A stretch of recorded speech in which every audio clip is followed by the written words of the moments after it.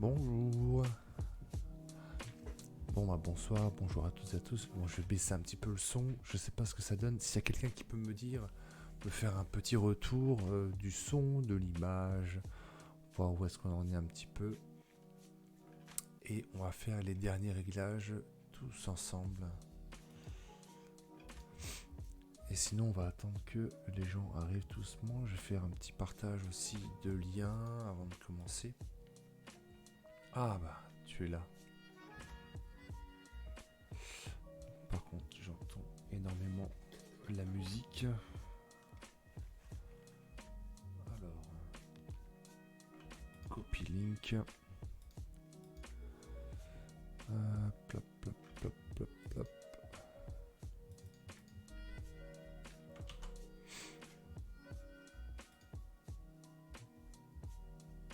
Le son est bon, je suis sur OBS. Alors, voilà.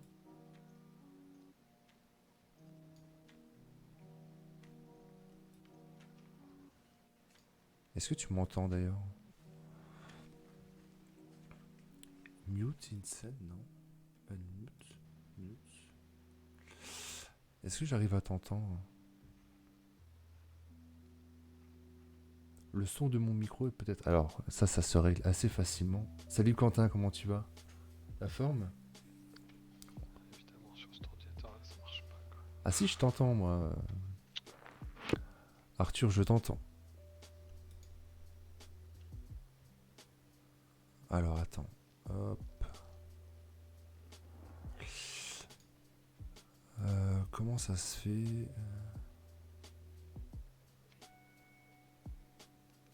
Audio setting. Non. Tout devrait fonctionner. Est-ce que tu m'entends toi? Parce que moi je ne suis pas. Je suis en vidéo capture directe. Donc peut-être que j'ai un problème. Alors attends.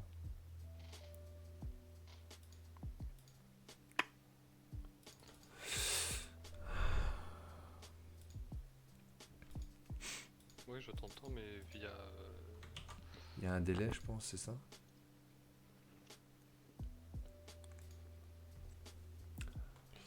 Oui, ça va nickel, Je ça t'entends va via nickel. Twitch. Alors ce que je vais faire, c'est que je vais virer la cam et je vais revenir sur le control room de OBS Ninja. Ouais. Et je n'y suis pas. Je connais pas du tout, c'est un peu chiant comme système.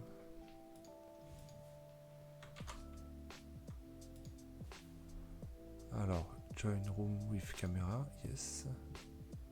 Yes. Euh,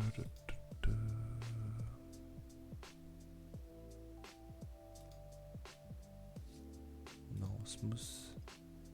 Voilà, ça c'est pas mal.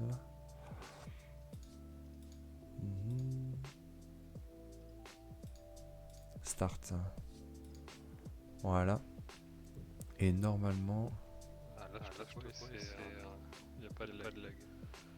voilà. Et moi je t'entends du coup 2 fois. Et ce que je peux faire, c'est... Bonsoir Réui54, comment ça va? Bienvenue. Créer un projecteur de sortie. Annuler, ajuster le volume de mic.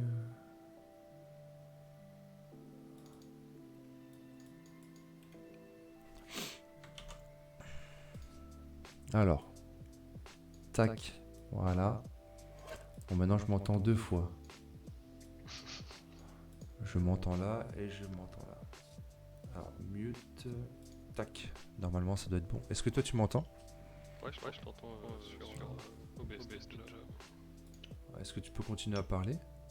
Eh bien, bonjour à toutes et à tous. Bienvenue sur ce live. Euh, On parle Non, c'est bon, c'est bon, c'est bon. Ça bon fonctionne. Alors, on va faire un peu de ménage. On va essayer de mettre les choses tout. Voilà. Et le chat, chatbox. Alors, j'ai le chat. J'ai le chat. Ah, si, il s'affiche. Salut Squanchy, comment tu vas? Ça fait longtemps Squanchy. Bienvenue, bienvenue à toi. Bienvenue à tous ceux qui nous rejoignent. Alors Révi 54, c'est la première fois que je te vois, je pense. Bienvenue à toi, ça fait plaisir. Ouais, ça va Squanchy. Alors ce soir, si on reste, on va discuter bière. On a pas mal de sujets que j'ai envie d'aborder. On va voir. Arthur ne le sait pas. Je l'ai pas, j'en ai Je vais pas chercher un parlé. décapsuleur et je reviens. Ouais, vas-y, fais ça, fais ça. Donc Arthur, mon compère là, qui est là ce soir, il sait pas trop de quoi on va parler encore, mais bon, on va, on va, on va aborder quelques petits sujets. Et puis on va apprendre un peu tous ensemble. Donc n'hésitez pas à donner votre avis, n'hésitez pas à me dire ce que vous en pensez un peu de tout ce qu'on va parler là. Et puis on va passer peut-être 1 heure ou 2 comme ça quoi, à discuter bière. On va parler de bling. On va parler de bling. Non, on va pas parler de bling malheureusement. Non. Peut-être si ça fait le bruit de canette, le bruit de choc entre canettes, ouais, peut-être ça fait bling, mais c'est la seule chose que ça fera. Déçu, bah ouais, déçu, je suis désolé. Je suis désolé, je suis désolé. C'est le seul bling qu'il y aura. Et voilà. Donc soirée habillage, on est plutôt pas mal là, je pense. T'as trouvé ça où l'habillage? Sur Streamlabs. Ah, Sur Streamlabs. c'est Prime. Non, non, c'est du gratuit. C'est gratuit. En gratuit celui-là? En gratuit celui-là, ouais, exactement. Stylé. Ouais, il est pas mal. Écoute, ce soir, bah, je sais pas s'il y a combien on est. Il y a des amis qui ont rejoint et puis il y a d'autres personnes aussi qui sont là. Moi, j'avais envie d'aborder quelques petits sujets. Alors, on en a déjà parlé dans les lives précédents. Et je crois que tu as le même petit catalogue que moi. Voilà, qui se trouve être celui-ci, Bière aimée. Et dans ce dernier numéro de Bière aimée, il y a la sensation umami. Alors la sensation umami, c'est le truc, comme qui dirait, à la mode en ce moment. Mais ça veut dire quoi? Qu'est-ce que c'est l'umami? Moi j'ai envie d'en savoir un petit peu plus. On va chercher un petit peu... Est-ce que je peux Est-ce que augmenter j'avais raison? le son d'Arthur? Vas-y. Alors, Arthur... Arthur est à fond là. Ah, ça bugouille un petit peu chez Arthur. Ah, peut-être que là ça va. Là je l'ai mis à fond, mais peut-être que. Ouais, il a peut-être crash un petit peu. On va voir quand il va revenir ça. Donc, la sensation umami. Qu'est-ce que c'est que la sensation umami? Dans une bière, c'est quelque chose qui est très à la mode. Voilà, donc on va en discuter un petit peu, on va voir un petit peu ce que ça veut dire vraiment. Donc j'ai trouvé quelques liens un petit peu à droite à gauche. Voilà, donc ça ce sera le premier sujet. Alors attendez, avant de commencer je vais faire quelque chose, c'est que je vais commencer à envoyer le lien du live un peu à droite à gauche pour ameuter un peu de monde, pour pouvoir discuter un peu tous ensemble de ça. Donc laissez-moi un tout petit instant de balancer le lien du live. Voilà. Et puis voir si ça fonctionne bien. Voilà, comme ça. Voilà. Hop là, ça c'est bon. Alors laissez-moi un tout petit instant. Alors vous voyez, j'essaie de faire les choses bien. J'ai mis un petit peu le chat à droite. Voilà. Alors, on va mettre déjà ça sur ma page. Voilà. Créer une publication.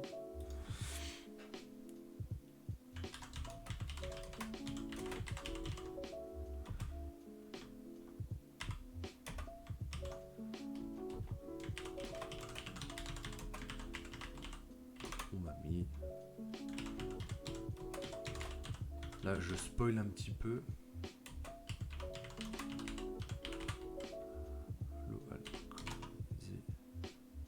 Comme ça.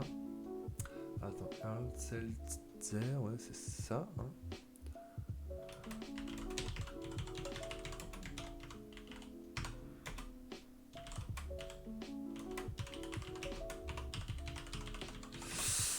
Voilà, là je fais du spoil. Un petit peu.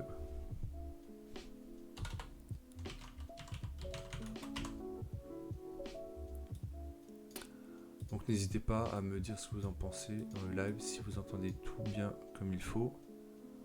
Voilà. Et c'est un live chill sans prise de tête, donc n'hésitez pas, vous pouvez me solliciter, on est vraiment là pour discuter. Et puis faire les choses tranquillement, quoi. On va aller, hop.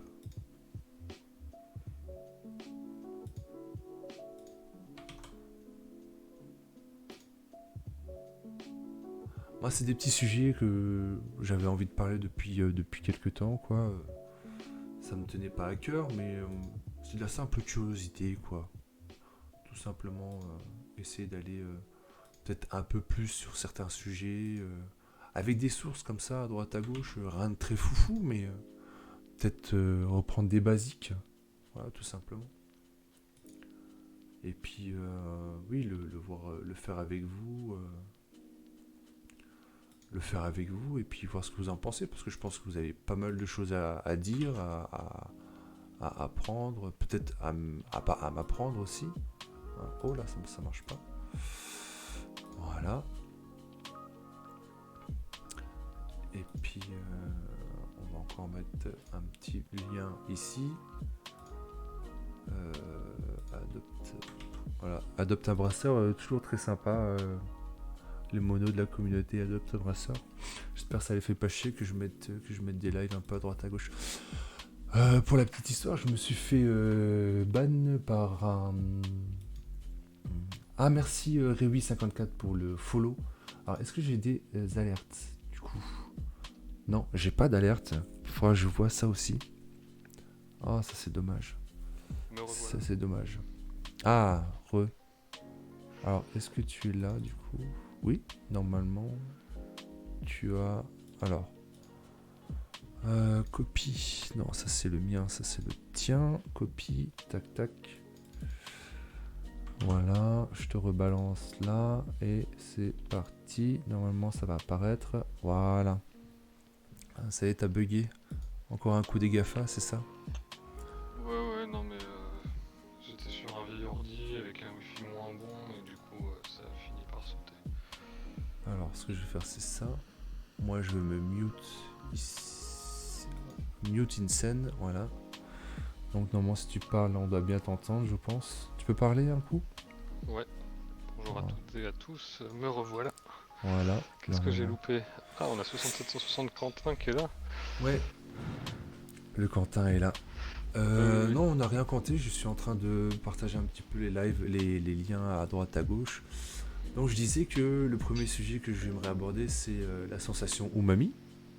Ouais. Premier sujet. Le deuxième sujet que j'ai trouvé, c'était sur le site une petite mousse. Et c'est quelque chose qui est en train d'arriver un peu chez nous. C'est les hard seltzer. Alors je sais pas si tu connais. J'ai vu tout à l'heure ta petite vidéo test. Voilà. D'accord, donc t'as été spoil. Donc les hard seltzer, c'est la tendance de l'eau alcoolisée, plus facile à boire qu'à prononcer. Voilà. Donc j'aimais bien le titre. C'est ça. C'est en train d'arriver. Moi, dans ma petite supérette à côté, j'ai vu ça. Je me suis dit merde, qu'est-ce que c'est que ce truc? D'où est-ce que ça vient? Ah oui, il y en a Qu'est-ce que déjà ça goûte en magasin? Ah oui. Moi, j'habite un petit village en Alsace. Je suis allé faire un petit tour au 7 à 8 à côté de chez moi. Et ben, il y en avait. Voilà. Donc, Ah oui, déjà. Ouais. C'est en train d'arriver, tout doucement. Donc, j'avais cru voir le podcapsuleur aussi qui en avait parlé dans un tweet ou dans un post sur Facebook. Ou alors c'était peut-être Yann. Je vois que le C'était podcapsuleur est connecté d'ailleurs. Ah. Donc, je sais pas s'il nous regarde. Ah. Bon, en tout cas, je crois que c'était peut-être Yann ou c'était le podcapsuleur qui en avait parlé. Donc, ça fait parler. Et j'avais envie de peut-être revenir dessus. Après, l'autre chose, c'est le troisième sujet que je trouve intéressant, c'est la brasserie Galia. Suite aussi au podcast, on va parler du podcapsuleur toute la soirée en fait. La brasserie Galia, en fait, alors si j'ai bien compris l'histoire, j'ai pas écouté le podcast, j'ai juste écouté le début. Et alors d'ailleurs, la voix, alors comment il s'appelle celui qui fait le podcast? C'est Rémi, c'est ça? Ah, la voix Non. de qui? Olivier, pardon. Olivier, oui, Olivier. de Podcapsulaire, oui. Ah ouais, il a une voix exceptionnelle quand il fait les podcasts.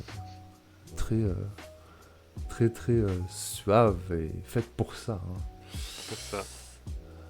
Le podcapsuleur, on a parlé une fois sur les réseaux, mais pas en bien. Exactement, voilà. C'est ce que j'avais cru comprendre. Et du coup, moi, j'avais aussi envie d'en parler. Voir ce que les gens en pensent, ceux qui passent ici, ce qu'ils en pensent, à qui elle est destinée, qu'est-ce que ça vient foutre là, d'où est-ce que ça vient. Et voilà. Quelle va être sa place un peu dans le... Est-ce que ça va marcher, déjà? Et est-ce que ça va trouver sa place? Donc voilà, j'ai écouté un petit peu le début du podcast. Et puis finir avec un petit article sur B2B pour revenir sur des étiquettes. Je trouvais ça plutôt sympa en fait parce qu'il y a de plus en plus de bières et de plus en plus d'étiquettes. Et avec des étiquettes qui se démarquent, ça fait vendre, ça fait parler. Et puis j'ai trouvé ça sur B2B, je trouvais ça rigolo pour finir un peu, voir ce que chacun en pense un petit peu des designs, des étiquettes. Voilà, tout simplement. Faire un petit truc pas trop long. Ok. Et puis voilà quoi. Donc tu m'as rejoint. Merci à toi, mon cher Arthur. Bah, de rien. J'espère que t'as mangé. Ah, t'as j'avais pas. Oui, mais j'avais pas pris l'apéro encore. T'es à la Whitino, c'est ça? C'est ça. Ah, moi j'ai rien pris du tout. Ah si, j'ai reçu mes punk IPA gratos. Voilà. Ah, je les ai même pas commandés, moi. C'est vrai? Non. T'as peut-être trop bu, c'est peut-être pour ça. Ouais. Voilà. Eh ben écoute, on va commencer le premier sujet. Il y a déjà le podcapsuleur qui se moque de Louis dans le chat. Énorme. Ah, la Creuse. Je suis content de ne pas y habiter. Alors, la sensation l'umami. Alors, j'ai commencé avec un petit lien sur Wikipédia. Donc, l'umami, prononcé umami, se traduisant généralement par savoureux, est l'une des 5 saveurs de base avec le sucré, l'acide, l'amer et le salé. Alors, je sais pas, est-ce que toi, tu avais une notion de l'umami avant la bière, toi? Avant que ça fasse... avant que ça ait la hype depuis quelques temps, quoi. On en parle depuis pas trop longtemps. Bah, j'ai connu ça avec les... Parce que je crois que ça vient du Japon ou... Ouais, exactement. C'est emprunté au japonais umami, signifiant goût savoureux. Ouais, j'avais déjà entendu parler de ça. Ouais. Il y avait beaucoup d'associations, surtout avec la sauce soja, Mhm. qui apportait ce côté justement, un espèce de mélange sucré-salé. Mhm. Plutôt, ouais, bah, le côté savoureux, c'est un peu dur à décrire, mais Mhm. Ouais. Bah déjà, moi, c'était une nouvelle saveur en tout cas. Voilà, c'est ça. Bah, moi, il y a déjà quelque chose qui me gêne. Après, voilà, je suis pas contre ça, mais goût savoureux. Goût savoureux. Qu'est-ce que ça veut dire savoureux? Est-ce que chacun n'est pas libre de dire si quelque chose est savoureux ou pas? Est-ce que c'est pas juste un ressenti? Je crois qu'il y a cette question de satisfaction, je sais, ouais, c'est bizarre, mais je crois que ça a été défini par un ingrédient bien spécifique. Mmh. Tu sais, j'en parlais la dernière fois, il me semblait que c'était le glutamate, mais Bah, je sais pas s'ils en parlent dans l'article. Écoute, alors, pour commencer, alors Quentin, je sais même pas ce que c'est, l'umami, bah voilà, c'est ça, moi c'est aussi, je sais pas trop ce que c'est l'une des 5 saveurs de base, voilà, avec le sucré, le salé, l'amer et l'acide. Et c'est très récent, hein. Ouais, ça c'est très récent. récemment. C'est très récent. Et le podcapsuleur qui dit qu'il y a une référence, alors je vais cliquer sur le lien, on va se retrouver avec normalement le lien qui apparaît. Voilà, la brasserie Gallia. Oui, je suis majeur. Et voilà. Umami, une bière de la brasserie Gallia. Alors qu'est-ce qu'ils mettent dedans? Alors, gamme sauvage. Donc sauvage sour. 12,8 degrés % d'alcool. Oh là là. Non, ça c'est quoi? Ça c'est toutes les gammes. Ah. Sauvage sour. Goût unique entre vin de noix, tamarin et umami. Ça, c'est... Ouais, on sait pas en fait. Je crois que la définition d'umami, c'est que c'est une saveur qui englobe toutes les autres.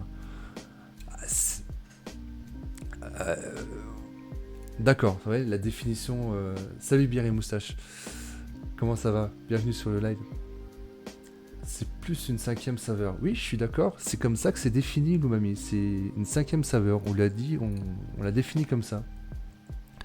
Mais on l'a pas défini après coup, ouais. parce que il me semble que du coup en Asie, ce qu'ils appelaient umami, c'était quelque chose de savoureux. Mais il me semble qu'on a trouvé ensuite ce qui donnait ce côté savoureux, tu vois. Et quand tu regardes sur l'article, sur Wikipédia, dans Origine, ouais. On longtemps débattu de savoir si l'umami était effectivement une saveur de base.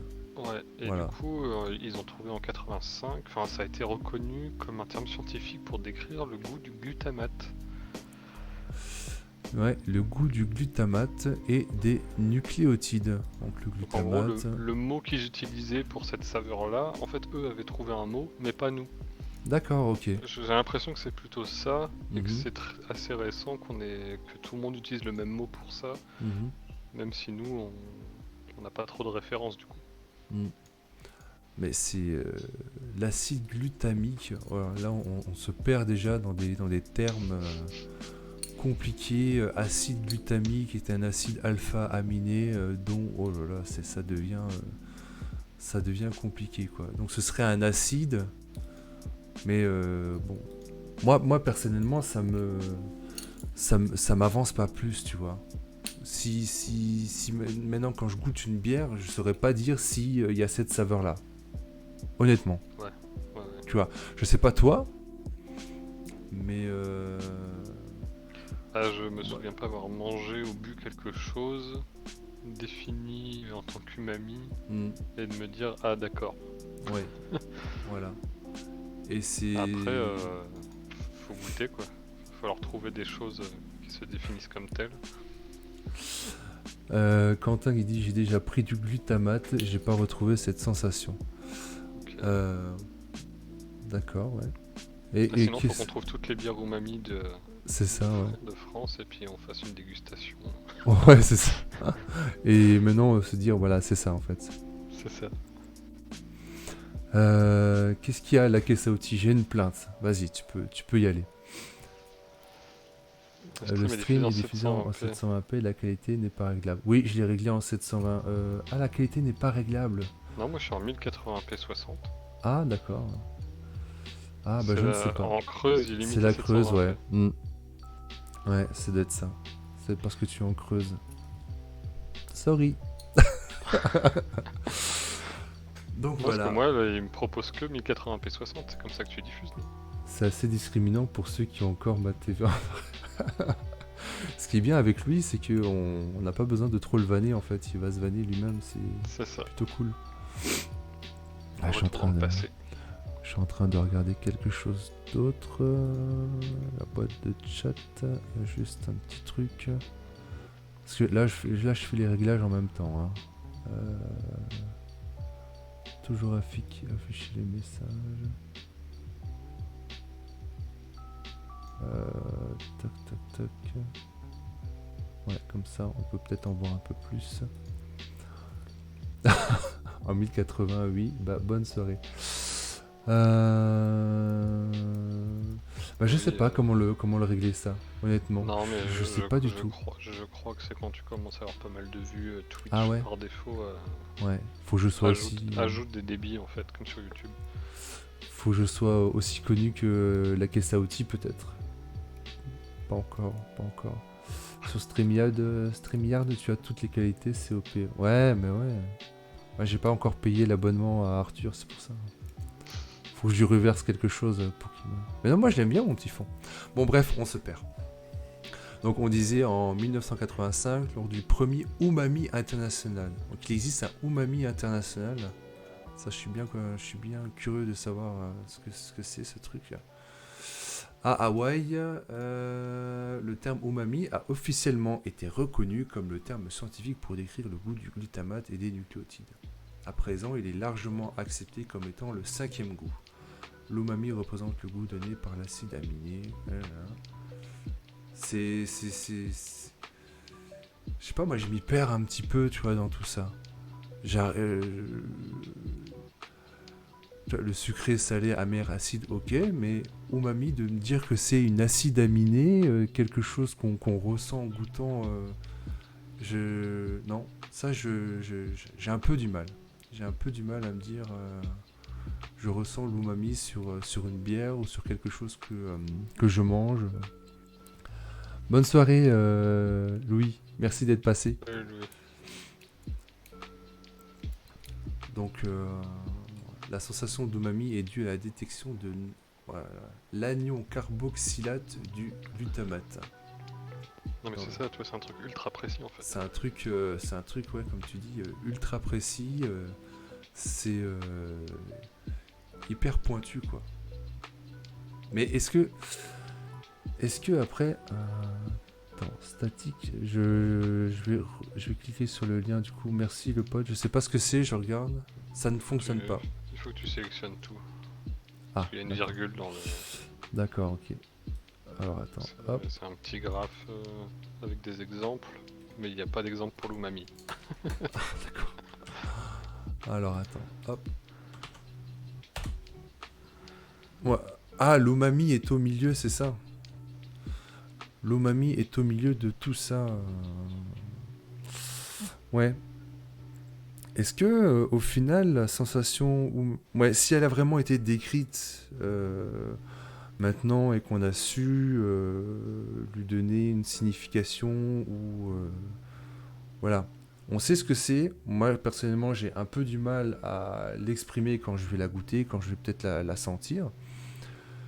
Mais est-ce que c'est pas aussi peut-être vraiment un effet de mode en ce moment?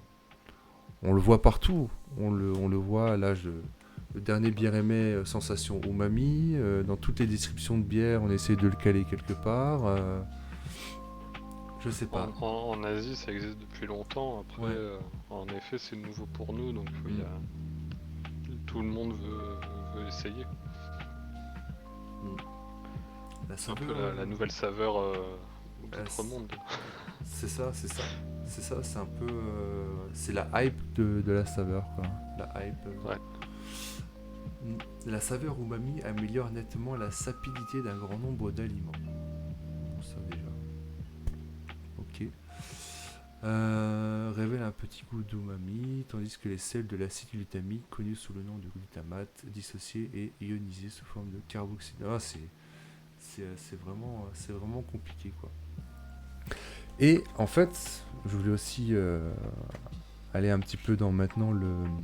Donc je sais pas si... Moi je l'ai montré déjà quelques fois. Ouais. Qu'est-ce que dit Olivier là? On m'a dit dans l'oreillette que dans certains quartiers de Strasbourg, la connexion est faiblarde. Qu'est-ce que tu t'es... Pour qui? Toi, t'es à Strasbourg, Olivier, ou il y a un problème sur le stream? Il y a un problème sur le stream? Je sais pas. Bière et moustache, c'est vieux comme mes robes, l'umami. Elle est pas mal. Ça peut être remplacé par sweet au final, non. Bah, je saurais même pas te dire. Sweet, c'est peut-être juste le ressenti, ouais, c'est sweet, c'est... Comme Arthur, tu disais que c'est quelque chose qui englobe un peu tout, peut-être que... C'est peut-être ça. Pour moi, c'est un ressenti. C'est plus un ressenti qu'une saveur réelle. Après, peut-être que je me trompe. Je me trompe sûrement. Hein. Mais voilà. On demandera. On demandera et ah bah ça peut être une très très bonne question effectivement quand on va la voir fin du mois. Je vais poser la question de l'umami. Donc c'est repris justement dans le numéro 6 de Bière aimée. Je suis en train de rechercher l'article, j'ai pas mis de petits post-it. Voilà, donc même en cuisine c'est beaucoup repris. Je viens de regarder sur internet, ils font la distinction de sweet et umami. D'accord. Donc on peut dire que c'est pas la même chose. Donc, Pour se rendre compte de ce que c'est un des moyens les plus simples, c'est de mettre de la sauce soja et un œuf cru sur du riz chaud. D'accord. D'accord. Oh oui, j'en mange souvent alors. Ah, tu manges souvent œuf cru, riz chaud et sauce soja? Dernièrement, j'ai fait des espèces de sushis avec à l'omelette, avec de la sauce soja, donc c'est exactement ce que j'ai mangé. Quoi. D'accord, ok. Donc tu as dû ressentir l'umami. C'était plutôt pas mal, donc sûrement. Donc voilà. Même pas un œuf cru, moi il était cuit l'œuf, mais j'ai pas envie de manger de l'œuf cru. Ah non, pas non plus, c'est pas quelque chose qui me tente. Donc on l'a aussi en cuisine, hein, donc l'umami, et voilà. Donc dans l'article de Bireme, l'umami en japonais signifie délicieux. Encore, je sais pas si on le voit. Hop, non, c'est trop petit peut-être, mais c'est encore marqué une histoire de glutamate. Donc on revient toujours sur ce glutamate. Les Italiens adorent ça, simplement râpé et mêlé à la sauce tomate. Attends, je suis en train de me tromper. Pourquoi parler d'umami et de cuisine italienne? Pensez au parmigiano reggiano râpé sur les pâtes à la sauce tomate. Donc, le parmesan avec des pâtes à la sauce tomate, ça donne une saveur d'umami. Voilà, l'un des aliments les plus riches en glutamate qui soit abouti à un plat au goût délicieux. Donc apparemment, dans le parmesan, il y aurait du glutamate et on aurait cette sensation d'umami assez importante.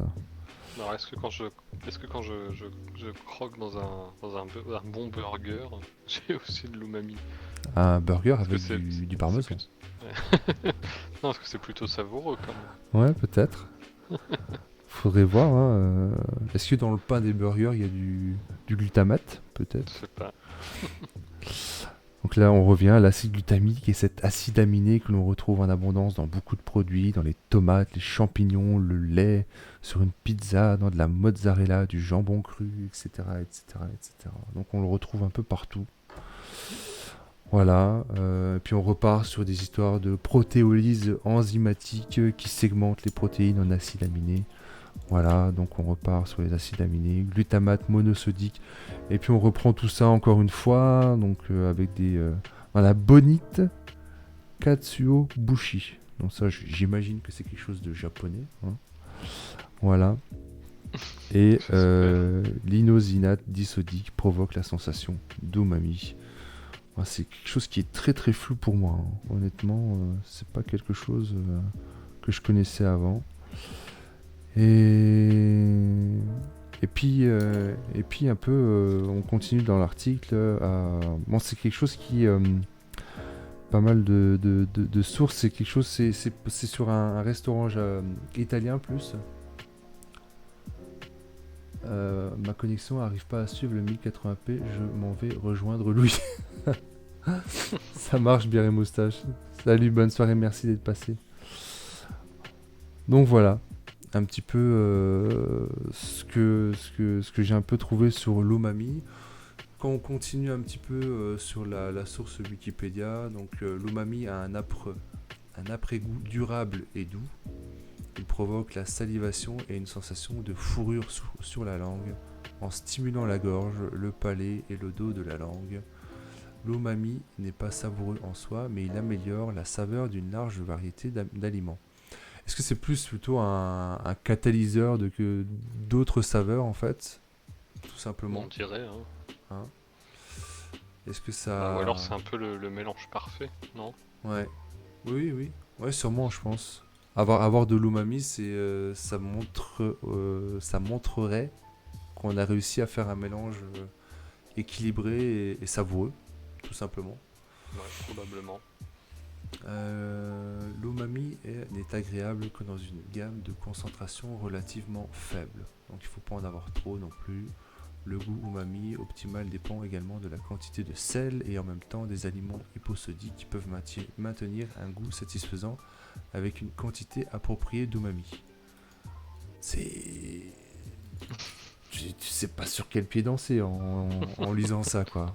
Il en faut, mais pas trop, ni trop peu. Mais en fait, s'il n'y a pas trop de... On sait pas trop ce qu'on définit, en fait. C'est ça. S'il y a du sel, c'est bien. Mais s'il n'y a pas trop de sel, c'est bien aussi. Voilà, quoi. Donc merci Bière et Moustache pour le follow, merci Flo R44 pour le follow, merci Tom GHR pour le follow, merci à tous ceux qui nous rejoignent, c'est super sympa, merci à vous, installez-vous. J'aimerais juste régler cette histoire d'alerte que je n'ai pas. Ah oui. Peut-être que si j'arrive à le faire en même temps dans le live, ce sera top pour les prochains qui vont venir follow. Et puis il faudra que je revoie pour cette histoire aussi de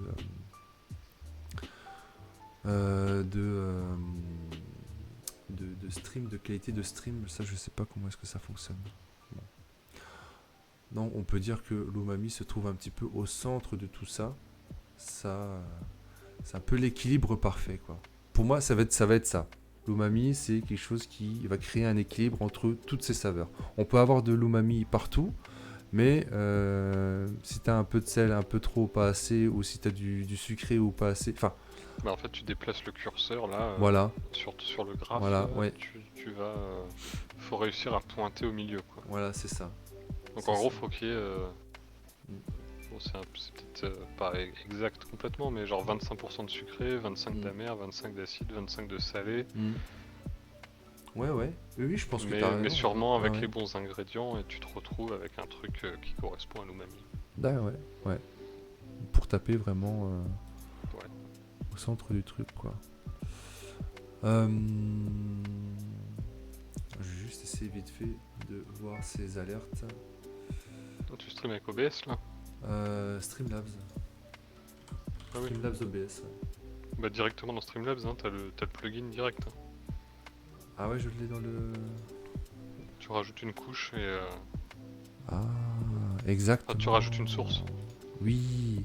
Ah, tu l'as vu ça aussi ? Et il y a directement le... Exactement. Ah, bien joué ça. Ah, merci. Et une fois que tu l'as rajouté, en bas, tu peux tester le plugin. Ah, nice.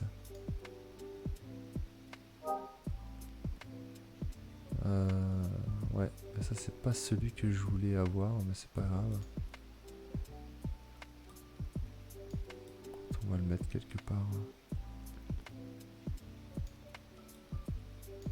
Hop, on va faire ça comme ça, et puis tant pis. Tac, je me permets. Bon, c'est le premier live que je fais comme ça. Il y a des choses à refaire, on va voir. Ah bah il y a du taf. Hein. Ouais. Ouais, tout à fait. Donc voilà. Pour du coup, on a la bière umami de la brasserie Gallia, hein, Paris 1890. C'est la transition parfaite pour aller, je pense, sur le deuxième sujet, après avoir essayé d'expliquer ce qu'est l'umami. Donc on en a appris un petit peu plus, mais au final, on sait toujours pas le définir. Je vais me faire une petite note et... Si, moi il faut le faire. Du coup, sauce soja, œuf cru sur du riz chaud. Donc en voilà, fait, c'est ça. Il va cuire sur le riz. Ouais. C'est de mettre la sauce soja et un œuf cru sur du riz chaud. Remuer et manger. Tom GHR, la tomate, c'est le parfait exemple du goût umami. C'est-à-dire... tu vas avoir une acidité avec quelque chose de sucré et c'est ça en fait l'umami, Tom, pour toi le simple fait de déguster une tomate, c'est ça, ce goût d'umami, cette sensation. Donc c'est peut-être pour ça qu'il y a une image de tomate là sur Wikipédia. Exactement, les tomates mûres contiennent de nombreuses substances provoquant la saveur umami. Voilà. Elles sont peut-être riches en glutamate, ça on peut faire une rapide recherche glutamate. Libre et présent dans certains aliments, la sauce soja, les tomates mûres, effectivement. On a poisson, crustacés, viande fumée, légumes, comme par exemple champignons, tomates mûres, choux chinois, épinards. On a le thé vert, et on a des produits fermentés comme le fromage, purée de crevettes, sauce soja. Et alors, je sais pas si t'as vu, Ouais. mais la première expérience de l'humain avec le goût umami se fait souvent avec le lait maternel. Ah, d'accord. Ah, ça c'est très intéressant ça. Il contient à peu près la même quantité d'umami que les bouillons. D'accord. Et en effet, du coup, dans les différents bouillons, il y a le dashi japonais. Ouais. Ouais.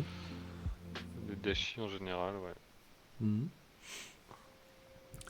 Et là, en cliquant, en me perdant un petit peu, hein, le premier lien que j'ai, glutamate, l'exhausteur de goût. Voilà, comme j'ai dit juste avant, hein, est-ce que c'est vraiment un goût, enfin, comme le sucré salé améracide, ou est-ce que c'est un exhausteur? Est-ce que ça va relever ou, comme dit justement, orienter un petit peu cette saveur, ce côté savoureux en fait, de tous les autres sens, goûts qu'il y a dans ce qu'on pourrait goûter ou avaler, quoi. Glutamate, acide aminé, exhausteur de goût présent dans de nombreux aliments. Voilà. Faut en goûter, hein. Que notre corps ne peut fabriquer à partir d'autres sources. Il est l'un des 20 acides aminés. On reprend encore une fois le glutamate. Mais est-ce que ça voudrait dire que si on veut, disons, on veut faire une bière vraiment savoureuse, est-ce que rajouter du glutamate dans notre bière va aider à ce qu'elle soit plus savoureuse ou moins savoureuse? Question con, hein. Je sais même pas si on peut en rajouter en fait. Je sais pas ce que c'est le glutamate. Le glutamate. Est-ce que ça se trouve? Est-ce que tu peux en acheter? Tout ça. On peut en acheter, hein. Non mais parce que par contre on pourrait faire ça s'achète. Faire une recette où on équilibre le côté sucré, salé, acide, amer. Tu fais une sour avec un mélange sour gauze, IPA et qu'est-ce qu'il manque? Il manque le sucré, ouais, avec pas mal de sucre résiduel. Ouais. Est-ce que tu arrives à faire un truc Ah oui, on peut acheter. Ouais, mais tu vois, Asia Marché, ça veut dire que ça se vend même que comme ça, quoi. Ouais. Donc là, c'est un petit sachet de glutamate, voilà, de 200 grammes de glutamate. Ok. Voilà. Donc, si je fous ça dans mon seau juste avant l'embouteillage, je fous hop du glutamate. Est-ce que je vais faire une bonne bière? Enfin, une bière équilibrée. Peut-être pas une, mais une bière savoureuse. Ouais. Voilà. Bah écoute, j'essaierai la recette de bière et moustache. Bah oui, il faudra essayer. Ça peut être pas mal. C'est pas très compliqué, sauce soja, œuf cru et riz chaud. Voilà. Tester, essayer et voir ce que ça donne. Oh purée, j'ai plein de notifications là d'un coup. Bière et moustache. Alors si notre ami bière et moustache est là, il m'a nargué gentiment avant de commencer le live avec des bouteilles d'ammonite. Je rappelle à tous ceux qui sont sur le live que je suis à la recherche d'une bouteille d'ammonite. C'est mon Graal, c'est ma quête. Voilà. En avançant, je me laisse une certaine date avant de pouvoir la trouver. Mais voilà, j'y arriverai. On va enlever le lien de Marie-Claire. Donc, comme je le disais avant, on va reprendre la petite bière umami de la brasserie Gallia et on va aller directement sur le deuxième sujet. C'est justement la brasserie Gallia qui a été le sujet du dernier podcast du podcapsuleur Olivier Malcura.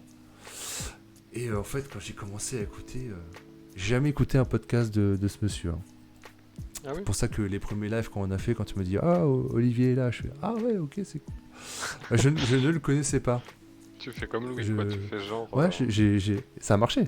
C'est vrai. Ça marche. Vrai, pas mal. Et en fait, en l'écoutant, juste quelques secondes, tu te Et dis... la société Gallia 1890. Il a la Depuis voix, 4 ans, Rémi Morin est énorme, le maître brasseur de Gallia. C'est lui qui nous accueille et nous partage sa passion. Mais avec lui, nous allons... Journaliste radio, quoi. Ouais, c'est ça. Ouais, clairement, quoi. Le journaliste radio, on peut se laisser guider par sa voix assez facilement.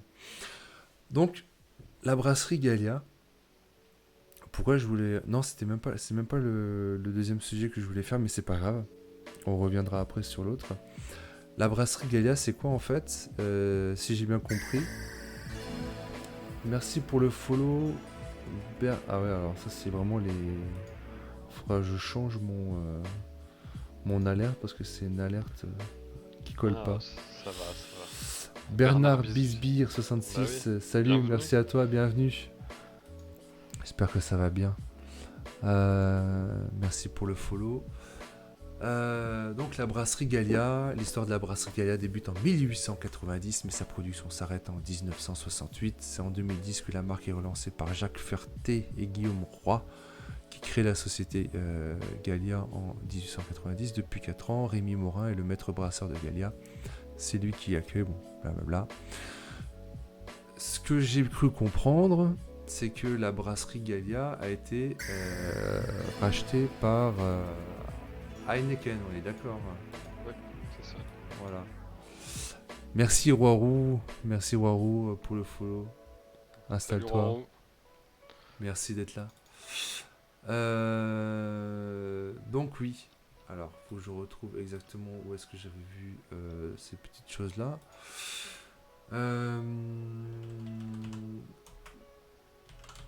J'avais le lien, mais je ne l'ai pas laissé pour le live. Voilà, donc c'est en...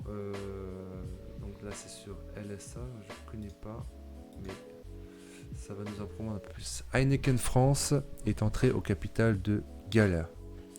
La bière parisienne Gallia a 10 ans, un âge où son développement s'accélère. Ses fondateurs se sont mis en quête d'un partenaire financier.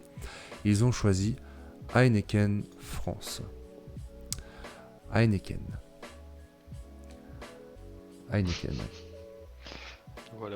Voilà. En fait, pour moi, Gallia, du coup, si on remonte aux origines, c'est une brasserie artisanale, on est d'accord. Oui. Hein, c'est quelque chose qui se veut être peut-être pas familial, mais aussi peut-être. Encore, je connais pas toutes les origines, l'histoire, ouais. Peut-être que dans l'équipe, on verra. Et quelque chose, oui, d'artisanal, garder ce petit côté un peu craft et tout ça. Et là, le géant hollandais, hein, parce qu'ils sont hollandais à Heineken, si je me trompe pas, ouais, rachète Gallia pour... l'étoile rouge d'Amsterdam. Voilà, ah oui.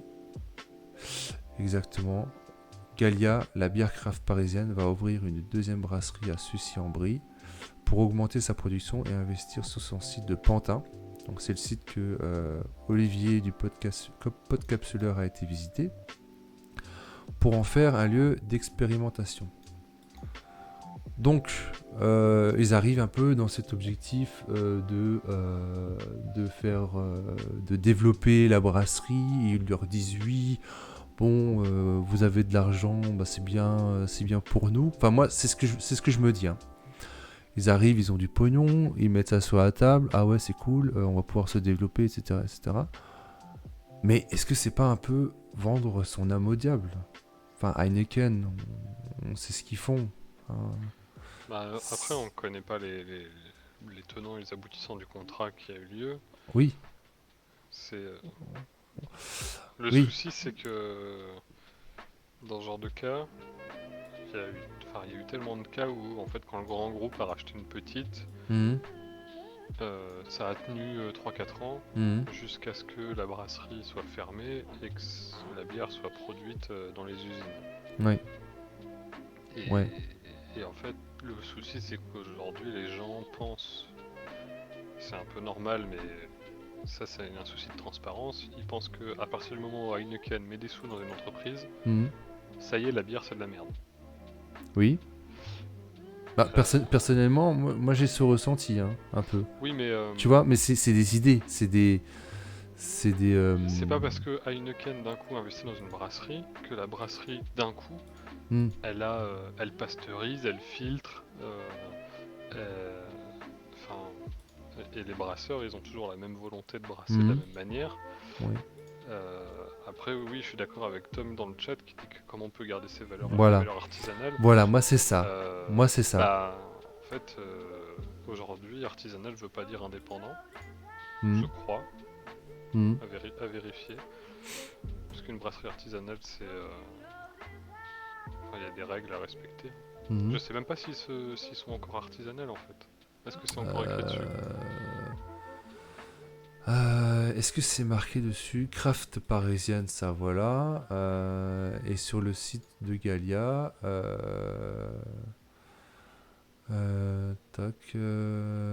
inscrit, non, il n'y a pas de. Bon, là c'est l'équipe. Bière, non. Et sur l'accueil, bière et amour, des bières craft à la française, fabriquées avec amour depuis 2009. Donc voilà. non, il n'y a pas marqué artisanal. Il n'y a pas marqué artisanal. Voilà. Mais est-ce que, de par le fait que ça fait longtemps que ça existe, que c'est connu... Je crois que ce qui fait chier, c'est que c'était français. Et que voilà, oui. Il y a quelqu'un, un grand groupe qui vient mettre son nez dedans. Oui.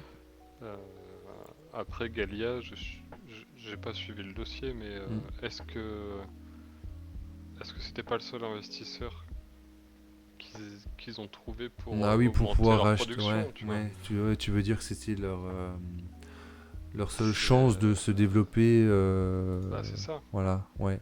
Peut-être aussi. Parce que attention, c'est pas parce que tu fais de la bière aujourd'hui, les gens pensent que tu fais de la bière artisanale, mais ça veut dire que tu t'arrêtes à produire 1000 litres par brassin et tu te cantonnes à 250 hectos par an. On peut en vivre, il n'y a pas de problème. Sauf qu'il y en a, ils ont envie de grandir, ils ont envie. Oui. C'est normal. C'est normal aussi. Oui, c'est normal. Quand tu vois Piggy qui a reçu des dizaines et des dizaines de palettes de canettes vides. Tu peux te dire, est-ce que c'est encore artisanal? Est-ce que c'est encore... Alors oui, ça reste une bande de potes, ils sont 4 ou 5, mais sauf qu'ils arrosent la France entière. Oui, ouais. Sainte-Crue, près de chez nous, c'est pareil. Oui, c'est pareil aussi. Sauf qu'aujourd'hui, oui, ils sont indépendants. Oui. Mais si jamais ils désirent vraiment arroser le pays, bah, il va y avoir besoin de sous. Et à ce niveau-là, les sous, tu vas les demander... dans des fonds d'investissement, et les fonds d'investissement, certains vont dire oui, d'autres non, et puis si tu après pas, tu prends celui que... le mieux c'est d'aller toquer chez AB InBev ou Heineken, et puis de dire bonjour, on a besoin de sous. Après, je sais pas si c'est une question d'éthique, mais c'est une question de morale, de choix personnel. Tu veux dire que aujourd'hui, pour une brasserie, si elle a la volonté de s'étendre, je dis pas qu'elles auront toutes le choix de faire ça, mais le choix le plus simple, ce serait d'aller dans un grand groupe et de leur dire est-ce que vous voulez investir vos parts, enfin avoir des parts de marché chez moi? Si tu veux grossir très vite, je pense que c'est indispensable. Est-ce qu'on n'arrive pas maintenant dans cette un peu à la Google? C'est-à-dire des boîtes qui vont monter, des petites personnes qui vont monter leur boîte, qui vont ça marche un petit peu, voilà, et boum, derrière, ils se font racheter, ils se font du pognon, et ils vont pouvoir remonter, etc. C'est différent parce que quand Google ou Apple ou d'autres sociétés font ça, ils rachètent des entreprises, ils rachètent du personnel, ils rachètent du savoir, ils rachètent des brevets. Qui pourront ou pas être utilisés dans leur service. Oui. Aujourd'hui, j'ai plutôt l'impression que les grands groupes de bière achètent des marques. Quitte à ce qu'au bout de quelques années, ce soit produit tout au même endroit. D'accord. Donc ça veut peut-être dire que là elles sont encore là en France, là on voit dans le 9-4, mais à terme elles seront peut-être ailleurs et on pourra rien y faire quoi. Bon, après, peut-être qu'un jour tu trouveras de la Gallia Oui. aux Pays-Bas, Oui, mais Oui. par contre elle sera brassée aux Pays-Bas. voilà, oui. Pourquoi pas. Ce qui serait dommage quoi. Oui, mais c'est ce qui se fait ailleurs. Ouais. C'est au bout du monde, quand tu bois de la Guinness, elle est pas brassée. Oui, elle est pas brassée. Elle est brassée à l'autre bout du monde, quoi. Elle est brassée là où t'es. Mm. Mais c'est ça. Mais oui, là ça a fait du bruit parce que brasserie française. C'est ça, ouais. En région parisienne depuis 10 ans, enfin, elle était bien implantée et c'était un peu l'image de la brasserie française parisienne. Ouais. C'est ça fait tout drôle. C'est ça qui a fait bizarre. C'est le français qui est touché un petit peu. Ouais, je pense, plus qu'autre chose. Parce que ce genre de truc, ça existe dans plein d'autres domaines, dans plein d'autres métiers. Hein. Après, ils le disent, la demande est là, mais nous n'arrivons pas à suivre, alors même que notre ambition est de démocratiser la bière craft et de rendre accessible à toujours plus de Parisiens. Donc, leur volonté est louable, tu vois. Elle est louable, après, c'est la manière dont tu le fais. Est-ce que c'est louable sur le long terme La participation minoritaire, donc c'est bien marqué minoritaire. Oui. Donc ça veut dire, est-ce qu'ils sont réellement décisionnaires là-dedans à Heineken? Est-ce qu'ils ont vraiment le pouvoir après de les délocaliser? Bon, on sait pas. Ça, en tout cas, c'est marqué on connaît pas le contrat. Participation minoritaire permettra dès l'automne 2020 de quintupler la capacité de production de Gallia avec la construction d'une nouvelle brasserie en banlieue parisienne. À Sucy-en-Brie. Nouvelle installation devrait permettre la création d'une dizaine d'emplois, ce qui est très bien. Elle viendra en complément de la brasserie de Pantin qui bénéficiera aussi d'investissements pour devenir un lieu d'expérimentation destiné aux séries plus créatives. Et de quête d'un savoir-faire à la française. Donc on revient dessus. Bernard, il dit Lagunitas est brassé aux Pays-Bas. Oui. C'est Lagunitas qui était une brasserie californienne, si je ne me trompe pas. Et qui a été rachetée aussi par Heineken. Et d'accord, elle est maintenant brassée aux Pays-Bas. Ouais, voilà, peut-être que ça arrivera aussi à Gallia, on ne sait pas. Donc voilà. Et aujourd'hui, donc ça c'est quelqu'un qui témoigne, aujourd'hui nos bières sont principalement inspirées de la scène craft anglo-saxonne. Notre raison d'être, inventer la bière française du futur. On revient surtout sur le côté français. Je pense que ça fait tellement débat le fait que, comme tu dis, que ce soit une grosse boîte hollandaise, enfin que ce soit hollandaise ou autre, qui ait racheté cette boîte française, c'est ça qui a fait couler de l'encre, comme tu dis. C'est ça. Je pense que c'est ça, et du coup dans l'article on le ressent tout de suite. Bière française, savoir-faire à la française, ils veulent vraiment marquer le fait que voilà, on est français, on veut faire de la bière française, on va rester en France, et puis on est parisien, et voilà. Donc ils ont senti le problème, quoi. Est-ce que tu savais que licorne c'était pas français? Oui, je savais, oui. Après ça, tout le monde ne le sait pas. Et ça vient seulement d'être racheté par ses actionnaires. Oui. Enfin, par son équipe dirigeante. C'était Carlsberg quand même avant. Ouais. Pendant 30 ans. Ouais. Donc, bon. Ouais. Juste. Alors oui, c'était brassé en Alsace, mais n'empêche que c'était pas. Ouais, mais. Sauf que, en fait, la plupart des Alsaciens, surtout dans le Bas-Rhin, c'était un peu leur fierté, tu vois. Oui, tout à fait, ouais. Ouais, c'est ça, c'était. En tout cas, à l'ouest de Strasbourg, clairement, la licorne, c'est sacré, quoi. Ouais. Ah oui. Un peu comme Météor. À Orphelin, exactement, ouais.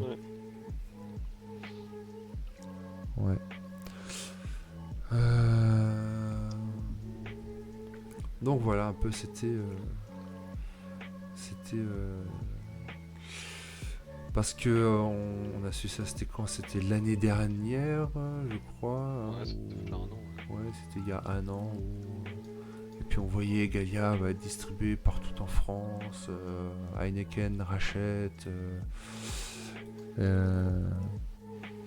Tom, Licorne n'est plus Carlsberg. Non, depuis février 2019, si je ne me trompe pas. C'est ça, ça a été racheté par ces dirigeants. Voilà, Ils c'est se ça. sont rachetés eux-mêmes. C'est ça. Donc ce n'est plus Et puis c'est de Carlsberg. nouveau alsacien. Enfin français quoi. Ouais. Bah d'ailleurs c'est ce jour-là où j'ai appris que Licorne n'était pas... Enfin était dirigé par Carlsberg. Ouais.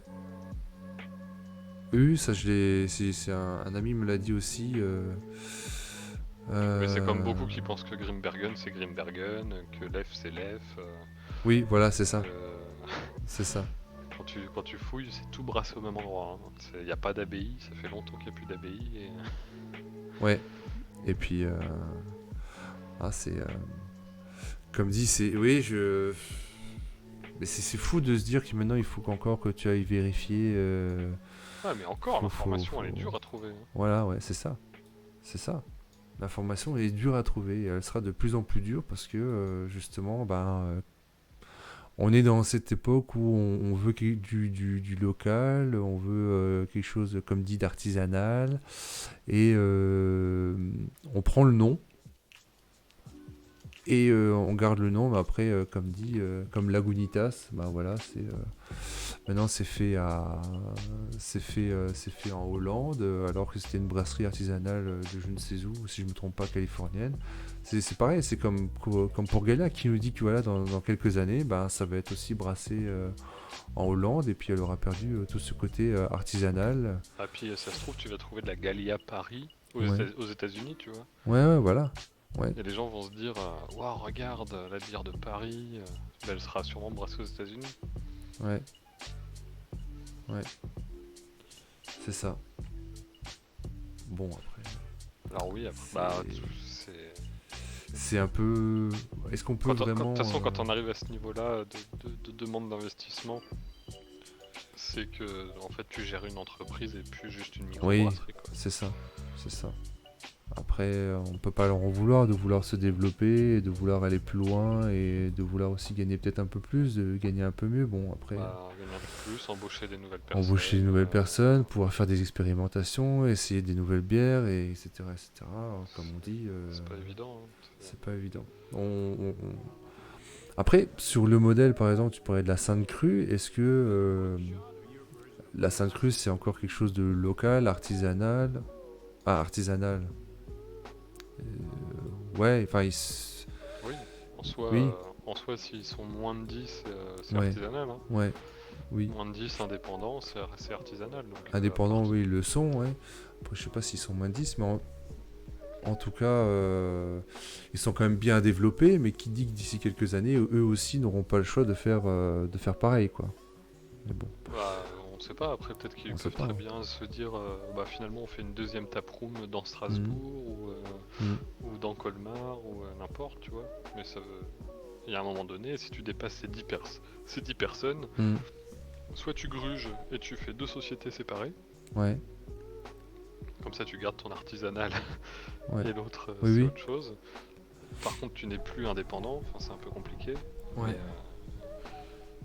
Mais, après est-ce que à quel moment tu revendiques ce côté artisanal quand en effet tu brasses des dizaines de milliers de litres par semaine Est-ce que ça devient pas maintenant encore une fois, il y a le bon et le mauvais artisan en fait. Oui.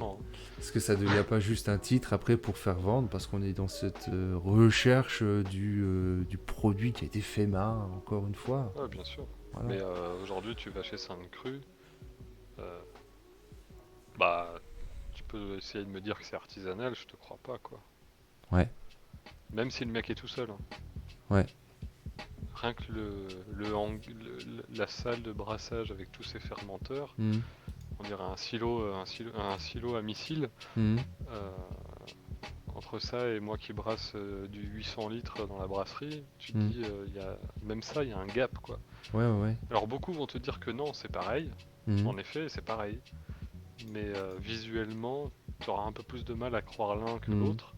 Ouais. Mais du coup, oui, si c'est écrit artisanal sur l'étiquette, le mec à l'autre bout de la France qui a jamais entendu parler de la brasserie, il fera aucune distinction entre le brasseur qui brasse du 1000 litres et celui qui en brasse 10 000. Quoi. Oui, totalement, ouais. Totalement. Mais après, bon, c'est de la réglementation, de la législation. Est-ce que tu as le droit ou pas de le mettre Ouais. Comme le terme microbrasserie, où c'est en dessous de 200 000 hectos par an. Quoi. Oui, oui. Bon courage pour les atteindre. Ouais. Non, enfin, je veux dire, toutes les brasseries en France sont en micro, en fait, quasiment. Ouais. Je crois que même Météor est en micro, non Si je dis pas de bêtises, ou ils sont passés au-dessus. Attends. On va faire une petite recherche. Je sais plus. Non, peut-être qu'ils sont au-dessus quand même. Non, je crois qu'ils sont au-dessus. Ah, on a encore le podcast Podcapsuleur. Il est partout. Je recherche vite fait. Ils sont à 500 000 hectos, donc non, ils sont plus en... Où tu l'as vu? Tu l'as trouvé? Ouais, sur le bon... sur Wikipédia. Sur le bon coin. C'est avant. À 500 000. 500 000 hectos. 500 000, d'accord. Attends, je suis en train de régler des choses en même temps. Il y a un truc qui...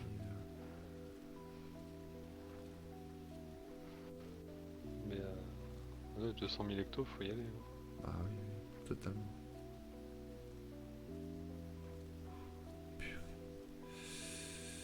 Ah, j'ai quelques problèmes là pour le live. Je suis un peu embêté. Ah. Je suis désolé. Purée, bon, tant pis. Donc là, se débrouiller. Ouais. Doit inclure un micro, ouais. Bon, après, 500 000 hectos, c'est énorme.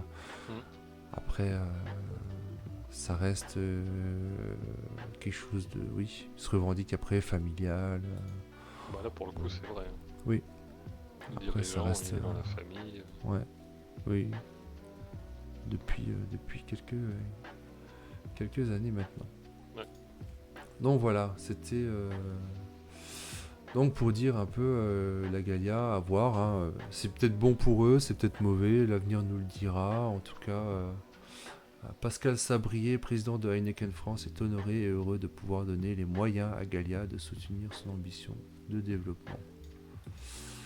Voilà, apporter l'expertise d'Heineken, expertise on ne sait pas en quoi, hein, dans la production et la distribution de bière. Ah, en fait, si c'est tout simple, tu as accès au labo, tu as accès aux fournisseurs, tu as accès... Pour tout ce côté après, je pense, expérimentation. Côté juridique, tu as accès... Ouais. Aux comptables, aux banques, tout quoi, aux distributeurs. Ouais. Donc ça t'ouvre des portes, hein, c'est clair. Oui. Et en effet, quand tu veux t'étendre, c'est royal. Voilà, c'est ça. En fait, ils ont les clés après eux pour... ouais. Ce sera plus facile pour eux de pouvoir se développer, quoi. C'est ça. Bon, après, si c'est donnant, l'un dans l'autre, allez, pourquoi pas, quoi.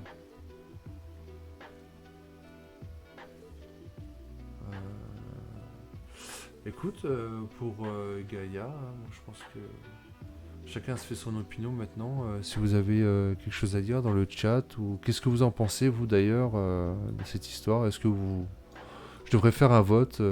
Oui, non, on s'en fout. Je sais pas comment faire ça, mais ça pourrait être intéressant de le faire. Voilà.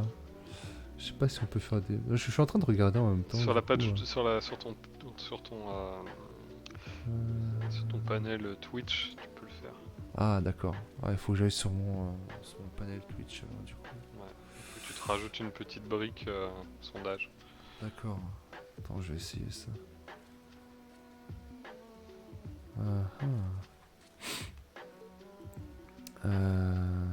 Tac. Bon écoute, je verrai ça une autre fois. Donc... Les hard seltzer. Les hard seltzer. Alors déjà, hard seltzer.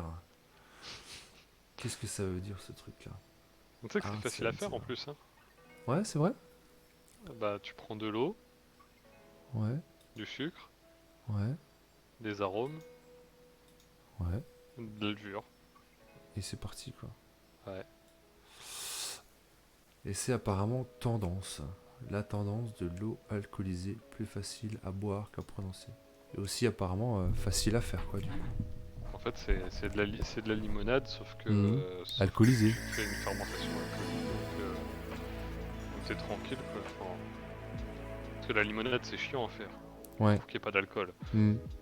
Faut rajouter du CO2 ou ce genre de choses. Mm. Là, l'avantage, c'est que le CO2, c'est les levures qui te l'apportent, mais en même temps, elles font de l'alcool, donc Ouais. voilà. J'ai jamais goûté, hein, mais il y en a plein qui disent que c'est pas très bon quand même. Déjà, je vais remercier Clem pour le follow. Merci à toi, Clem. Et pour te répondre, j'en ai goûté une fois. Alors, j'ai pas aimé. Pas du tout. C'est une eau. C'est quelque chose comme un soda alcoolisé, mais très léger en goût. Un peu sucré. Mais ça titrera combien en alcool? Un peu insipide.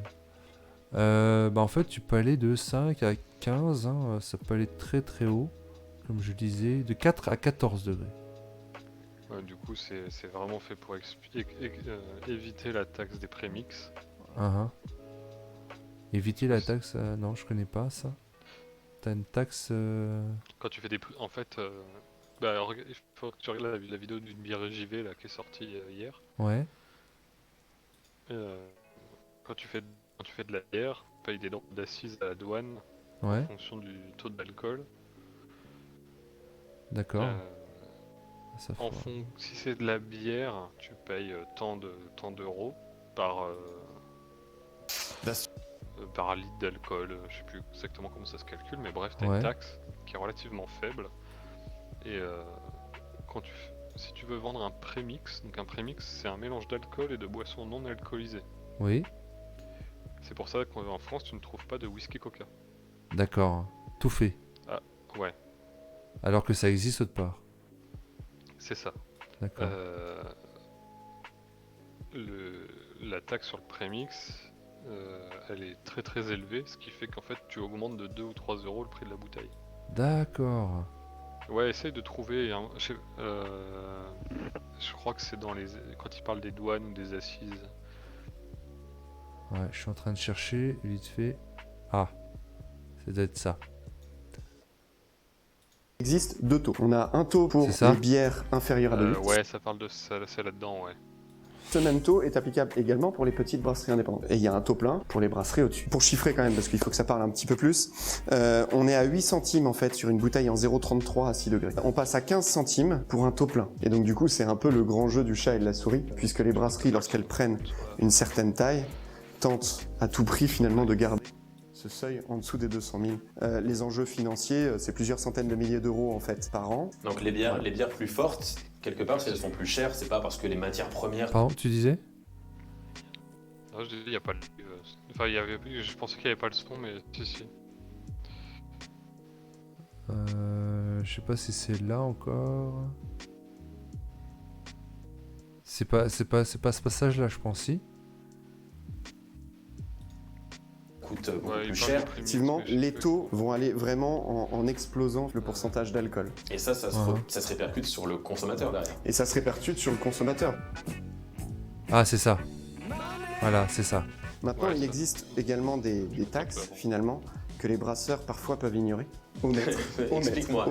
C'est le cas, par exemple, de la taxe prémix. Le mélange entre une boisson alcoolique et une boisson non alcoolique. On est vraiment sur une taxe qui est calculée au décilitre d'alcool pur sur le produit fini. Donc la bouteille en 0,33 à 6 degrés, on est à 2,18€ plus la TVA là-dessus, par bouteille. D'accord, juste de taxe. Juste de taxe. C'est pas le prix de la bière, 2,18€. Non, 2,18€, c'est une taxe additionnelle. Donc il y a la taxe sur la bière, il y a la taxe prémix, plus la TVA là-dessus. La taxe prémix a été mise en place pour lutter notamment contre le whisky Coca. On trouve pas de whisky Coca aujourd'hui dans la même bouteille. Dans les pays étrangers, on peut le trouver. Moi j'ai des cas par exemple en ce moment, des bières bière où on a incorporé dedans les jus de cerise. Donc on a bien notre boisson alcoolique et notre boisson non alcoolique mélangées. Et donc du coup, on a l'application d'une taxe prémix à 2,18 € de la quille. Alors que s'il n'y avait pas eu ce jus de cerise, il n'y aurait pas eu cette taxe et du coup, il n'y aurait pas eu de... Exactement. D'accord. Mais alors, est-ce que tu peux mettre autre chose que du jus de cerise, par exemple des arômes de cerise? Tout à fait, c'est-à-dire qu'il en serait différemment si concrètement on ne met pas du jus de cerise, parce que le jus finalement c'est une boisson non alcoolique, mais on le transforme par un concentré de cerise. Donc en fait, si je te suis, ça veut dire qu'il peut y avoir par exemple des bières qui sont créées avec des ingrédients qui sont choisis spécifiquement pour éviter cette taxe. On pourrait considérer qu'effectivement ce serait possible de travailler les recettes pour anticiper ça. Sur la taxe prémix, autre exemple, on a des brasseurs qui sortent une bière finalement à 9-10 degrés et qui vont la diluer. Pourquoi? Tout simplement parce que ça permet d'augmenter le volume de bière in fine vendue. Si ils le diluent, ils vont utiliser une boisson non alcoolique et de l'eau.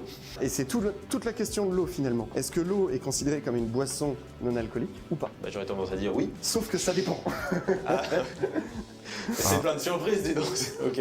Alors, figure-toi que dans une note parue au mois de novembre de l'année dernière, la douane a bien distingué l'application de la taxe prémix. Et elle a bien dit que l'eau minérale, l'eau gazeuse, l'eau de source étaient considérées comme des boissons non alcooliques. Par contre, il en est différemment de l'eau du robinet, l'eau courante, non traitée, sortie directement des canalisations de l'agglomération. C'est pas considéré comme une boisson non alcoolique. Donc si tu veux éviter de payer la taxe prémix en diluant ta bière, tu dois utiliser de l'eau du robinet. Dans le cadre d'une recette où il y a un mélange avec l'eau du robinet, il n'y a pas d'application. C'est formidable. Ça t'arrive jamais d'avoir une grosse goutte de sueur qui coule quand t'as un brasseur qui dit oui j'ai mis ça dans ma bière, j'ai fait ça, ça passe ou pas? Mais si, c'est arrivé. C'est arrivé et en fait ce qui se passe concrètement, le brasseur m'a dit ouais j'ai fait ça, ça et ça. Et du coup, d'accord, ouais c'est bien. La cuve elle est faite, ok, d'accord. Elle est devant vous. Il y a combien dedans? Il y a combien dedans? Oh, il y a 5 millilitres à 6 degrés. Du coup quoi? Pardon? Quand tu fais un hard seltzer, comme tu fais fermenter tout ça, ouais, tu obtiens une boisson facile à boire, oui, bah oui, aromatisée, oui, donc qui ressemble à un soda, ouais, oui, oui. mais avec de l'alcool. D'accord, donc en fait tu as un vas soda pas... alcoolisé, ouais. mais du coup c'est pas un prémix puisqu'il n'a pas été mélangé. D'accord. C'est fabriqué comme de la bière. Tu prends de l'eau, Ouais. du sucre, des arômes, Ouais, de ouais. la levure, boisson alcoolisée, mais c'est pas un prémix. C'est pas de la bière, donc ça peut peut-être correspondre à d'autres personnes, d'autres cibles qui cherchent autre chose que de la bière. C'est ça. C'est très peu calorique. Voilà. Alors attends, je remercie juste Shoot on Fire pour son follow. Merci à toi, Ouais, Shoot on salut, Fire. Shoot on Fire. J'espère que ça va bien. On les a partout, hein. Tous nos petits followers de la chaîne Crazy Panda qui viennent ce soir. Merci à vous les gars, ça fait plaisir. Et ouais. Donc du coup, ils évitent cette taxe prémix et en même temps, ils vont aller, comme qui dirait, sur une autre cible aussi. Ah bah clairement, tous ceux qui n'aiment pas l'amertume. Voilà. Mais voilà. c'est même pas la cible de la bière là. Hein. C'est carrément autre chose. Ouais. C'est vraiment d'autres. Pour moi, ça tape la cible des Smirnoff ou ce genre de choses. Voilà, c'est ça. Donc c'est la cible plutôt des jeunes. Bah c'est ça. Hein. Voilà, clairement. On va pas se mentir. Hein. C'est dès que t'es à l'âge de commencer à te foutre une binge. On sait très bien que ça commence avant. Voilà. Et oui, enfin. Ouais. Donc boisson, donc ça nous vient des États-Unis, on va pas se mentir, on le sait. Pour l'instant, j'ai eu en aucun 2019, retour qui dit que c'était très bon. Hein. Non, je peux te dire, j'en ai goûté une. Dit que c'est pas bon quoi. Enfin, j'en ai goûté une. Le goût est franchement insipide. Ouais. Je n'ai rien su. Je l'ai pas bu. Je l'ai pas bu. J'ai bu 2 gorgées pour me faire une idée. Je l'ai donné à madame, qui justement n'est pas très fan d'amertume, qui n'aime pas trop la bière. Elle a adoré. Bah oui. Elle a adoré. C'est voilà. C'est vraiment, je pense, pour les personnes qui cherchent à boire un petit truc frais. Alors aussi, il faut le dire. Hein, là, c'est marqué très très peu calorique. Bon, je l'ai vu. Donc on passe Ouais, au-dessus. c'est de l'eau gazeuse aromatisée, mais avec de l'alcool, quoi. Voilà, on passe au-dessus du truc. La bière, ça fait grossir, faut pas en boire, c'est pas bon, vous allez avoir le bide, voilà, comme on dit chez nous, le birbuche, etc. Donc, chérie, on va boire une petite bière, tu veux une petite bière, moi je me prends ça, et en plus je fais attention. Tu vois, c'est vraiment, ça cible vraiment la personne qui fait attention un peu. Enfin, moi je le ressens comme ça, hein, qui fait attention à sa ligne, qui veut boire un petit truc à l'apéro. Un truc qui a pas trop de goût, mais... Et puis voilà. Moi, j'aimerais bien essayer quand même pour me Mm. rendre compte de ce que c'est. Mm. Mais ouais, j'ai l'impression que tu vas boire un Perrier, Ouais, Perrier grenadine c'est avec de ça. l'alcool, quoi. C'est ça, exactement. T'as pas tapé plus juste, c'est ça. C'est ça. Donc c'est donc Et en arrivé... effet, s'ils sont capables de t'en faire à 14-15 degrés, Ah ouais. ça craint, quoi. Ouais.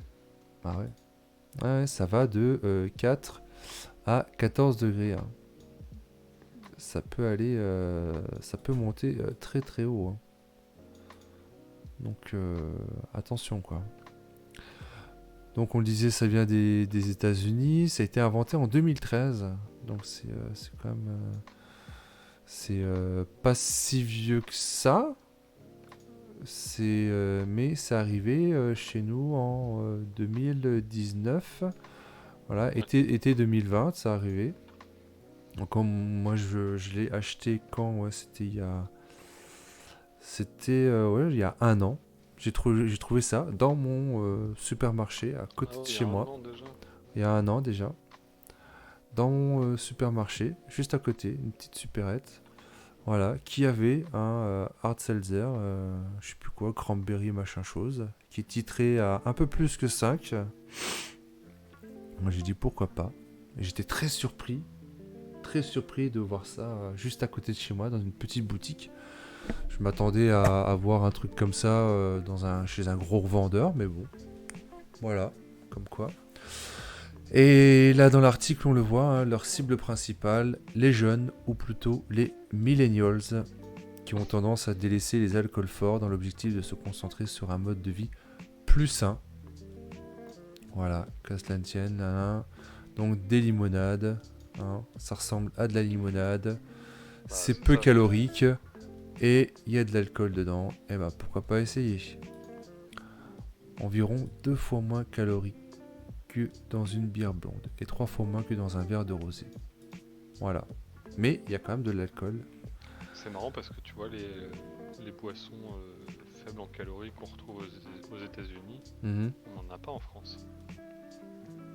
Genre les Bud Light, Ouais. ce genre de choses. Non, ça on n'en a pas. Non. Bah, on en trouve, mais très rarement. Ouais, enfin, c'est très rare. C'est pas aussi démocratisé. Pas, voilà, c'est ça. On n'a pas une lef low carb ou ce genre de choses. Non, exactement. Exactement. Mais ça a fait quand même son petit trou, quoi. Une eau pure et dure. Donc on le disait, de 4 à 14. 14, c'est quand même énorme. C'est quand même énorme, Bah, quoi. Pour de l'eau, oui. Pour de l'eau, ouais. Non, mais ouais, de l'eau... Là, tu dois bien sentir l'alcool, par Ouais. contre. Et là, je crois pas que c'est faible en calories. Hein. 14 degrés d'alcool, s'il n'y a pas un peu de sucre pour casser ça, ou de l'acidité... Ouais, tu dois bien les sentir. Ouais, à voir. Et là, la remarque qui m'a tué, les hard seltzer n'ont rien à envier aux bières artisanales. Ah, en termes de teneur en alcool. Ah non, je suis pas allé jusqu'au bout. En termes de teneur en alcool. Ouais. Donc, j'utilise les mêmes levures alors pour faire... Mais tu peux essayer, hein. Tu prends de la... Non, US non. 05, Non, ça ira. C'est gentil, mais non. Ouais, donc encore, tu il y en a dis... qui, il y en a qui, tu fais de la US 05, de l'eau, du sucre et puis un avant, arôme quoi. quelconque. Ouais. Puis voilà. Ouais, bon. Après, je veux dire, si dans une soirée, parfois c'est plus simple d'arriver avec un petit cocktail un peu sucré aussi. Personnellement, moi, j'en boirais pas, mais bon, si tu veux en faire pour d'autres, allez, pourquoi pas. Les géants du Seltzer sont bien décidés à se tailler une part de choix dans le gâteau de l'apéro. Donc comme on disait, hein. Donc à se faire une place au moment de l'apéro et à grignoter pas mal de parts de marché aux bières mais aussi au vin. Alors je vois pas comment. Dans le vin. l'apéro. Ouais, bah plutôt ouais. Un Voilà, truc. parce que c'est à la mode, et puis en effet, c'est peut-être moins sucré, moins Ouais. violent, Ouais. je sais pas. Oui, alors oui, le petit vin. Parce que moi, j'ai pas l'habitude de boire du vin à l'apéro, hein. Sauf vraiment en été, le verre de rosé, mais ouais, ouais, pourquoi Sinon, pas. ailleurs en France, le vin à l'apéro, c'est... Mm. Ouais. La bière commence doucement à s'incruster, mais Ouais. c'est quand même assez régulier, quoi. Ouais. Même à table. Oui, oui. Bon, ça, je le verrais pas à table, hein, personnellement. Les hard seltzer à table. Les marques d'alcool fort l'ont d'ailleurs bien remarqué. Et Smirnoff, voilà, tu disais. Les Smirnoff, par exemple, a décidé de se lancer dans la course. Voilà, donc ça y est, tous ceux qui font des boissons alcoolisées sucrées, enfin voilà, en plus de leur vodka et de leur déclinaison Ice, la marque russe continue de baisser le degré de ses boissons. Faut qu'on trouve un fabricant de hard seltzer en France et puis on fera une dégustation. Ouais, c'est ça. Ouais, ce serait terrible. Bah, si c'est pour lui dire que c'est dégueulasse, il va pas trop aimer, quoi. Bah non, mais Ouais. peut-être qu'on connaît pas suffisamment bien le produit Peut-être. pour l'apprécier, tu vois. Peut-être. Ah! Ah! Donc on a White Claw, le leader du marché. Je sais pas si on voit bien sur le live, justement. Si, on voit bien. Hein. Donc, je peux augmenter un peu, comme ça. En HD, ça passe bien. White Claw, leader du marché. Voilà, sans gluten, très faible en calories. Donc c'est vraiment les boissons qui pour te donner bonne conscience, quoi. C'est vegan. Tiens, regarde, bio, vegan, sans gluten et 0 g de sucre. Ah bah voilà. Ah voilà, c'est en dessous. Donc White Claw mix éléments, tendance de communication autour de la nutrition, imagerie très épurée. On le voit hein, sur l'étiquette là, très épuré. Et puis tous les fruits autour. T'as l'impression que quand tu vois ça, tu vas boire une boisson fruitée qui va te redonner du peps pour aller faire ton footing, tu vois. Ou alors au retour. Mêlé à toutes sortes de scènes de sport, voilà, boxe, kitesurf, jogging. Voilà, les canettes semblent fitées pour les réseaux sociaux. Alors attends, hop. Non, ah non, ils m'ont renvoyé sur un autre lien complètement autre, donc je reviens. Non, mais oui, elles ont un design ah ouais, elles sont très instagrammable. Ouais. Tout à fait, ouais. Ah, tant qu'à faire. Si tu c'est les jeunes, t'as intérêt que ce soit classe. Ah ouais. Non, mais c'est bien fait. Que ce soit à la mode, il faut que ça se partage. Quoi. Ouais. Clem, DH, je vous laisse les gars, bonne soirée. Merci à toi d'être passé, Clem, ça fait très plaisir. Merci Salut, à Clem. toi d'être resté. Ciao, bonne soirée. Mais on perd le bel et bien d'un produit alcoolisé. Bah, voilà, c'est ça en fait. Tu faut pas oublier que ouais, c'est quand même alcoolisé, quoi. Voilà. C'est pas le petit truc. Ils veulent se donner une image hyper saine, hyper tendance, ouais, pour la nutrition. C'est la boisson alcoolisée saine. Ouais. Ouais, c'est la boisson alcoolisée des sportifs. C'est ça, quoi. C'est ça. Allez, buvez de l'alcool les sportifs, c'est bon. Et donc on a Nats, les petits français. Ah, okay. Bah, Nats. Bah voilà. Une infusion. Alors tu sais, quand ça te dit infusion, t'as envie de te dire, mais ouais, c'est un truc que tu bois pour je sais pas comment dire, mais une infusion, c'est des herbes. Bah, tu vois, oui. c'est bon pour la santé, une infusion, c'est... Voilà, une infusion pétillante alcoolisée. Tiens, tu vois, y a les... regarde le compte. C'est le compte de quoi? De Nats. Ah, attends, je vais voir. Nats. Drink Nats. Nats, infusion pétillante alcoolisée. Moi, je trouve que ça va pas ensemble. Infusion pétillante alcoolisée. Ah ouais. Oh putain. Ouais, 5 degrés. Et ça envoie, hein. Infusion citron. 5 degrés, sucre 0 g. Oh là là là là là là là. Attends, je leur envoie un message. Infusion au thé noir. Bah ça m'intéresserait. Ça m'intéresserait d'avoir quelqu'un pour pouvoir en discuter, tu vois. Ça, ce serait quelque chose à faire, ouais. Après, j'ai peut-être pas goûté la bonne aussi pour me donner une idée, mais ça peut être quelque chose à voir, hein, à discuter. Hein.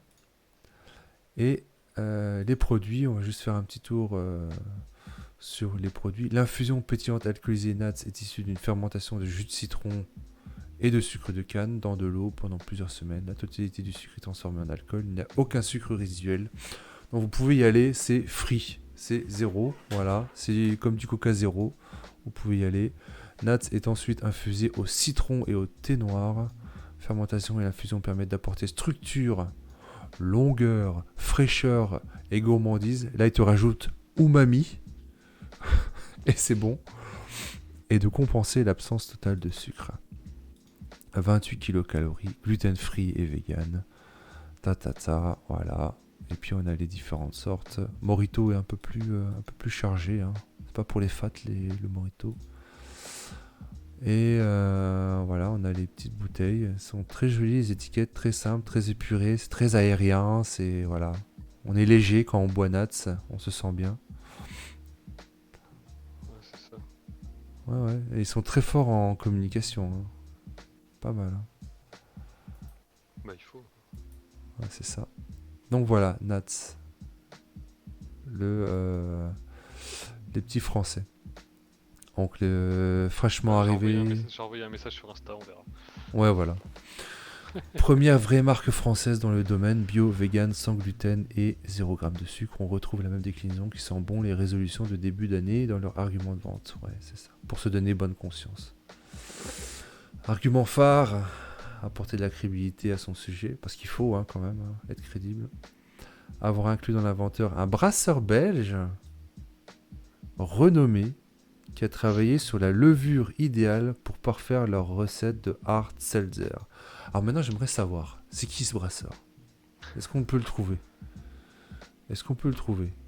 Produit histoire. Pas la team ou... Ouais. Après... Bon, si ça fait... il y a du storytelling et tout, attention. Hein. Ah ouais, complètement. Hein. Contact, non, nous trouver, capsback, produit, Mais histoire... retourne voir dans l'histoire là, s'il Dans l'histoire y a pas une photo du mec ou... Euh, Parce que là, il raconte comment ils ont développé. Deuxième édition, Paris, Aurel, non. Ah ouais, ils te font vraiment pour vraiment le produit. Ouais, fait main et tout. Non, il n'y a pas. Hein. 8 mois de recherche et de test, voilà les échantillons. En vrai, j'ai envie d'essayer. Ouais, quand je vois ça aussi, ouais, j'ai envie de tester la Nats, ouais. Pourquoi pas. Mais moi j'aurais bien aimé... Ah, on s'est plongé dans des bouquins, non, c'est pas ça. Je vais peut-être trop vite, je lis peut-être trop en diagonale. Non, ça c'est le début, ça. Merde. Infusion, nanana. Et puis là, ils arrivent. C'était 14 avril 2020. Ça a pas un an. Ouais, c'est récent. Et puis, du coup... C'est quoi Capsback? Ah, il récupère... Oh là là. Il récupère les capsules. De recyclage des capsules en acier par Nats. Ah, bah tiens, d'ailleurs, en parlant Moi, j'en ai plein, moi. d'initiative, là, tu as vu que Raphaël a fait est arrivé à 100% Ouais, du il a coup. atteint les 10 000 balles, ouais. Voilà. Ouais. Super pour Raphaël, je suis content pour lui.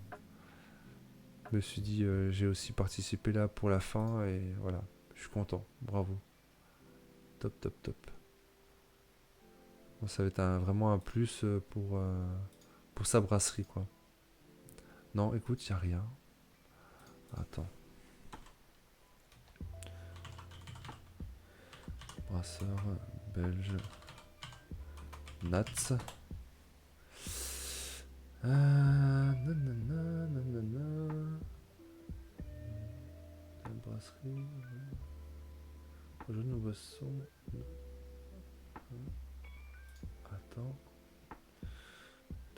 tac, bar mag. Tac, tac, tac. Bon et vive aujourd'hui sous la houlette de AB InBev. Ah non, ça c'est une autre. Oui, non. Le brasseur Dirk Note de la brasserie belge de Prof. Tu connais? Brasserie de Dirk Note. Bon après, voilà, je vais peut-être chercher un peu, mais où est-ce qu'il est connu? Non, écoute. Bon, c'est un brasseur belge. Ils ont voulu faire ça bien. Voilà.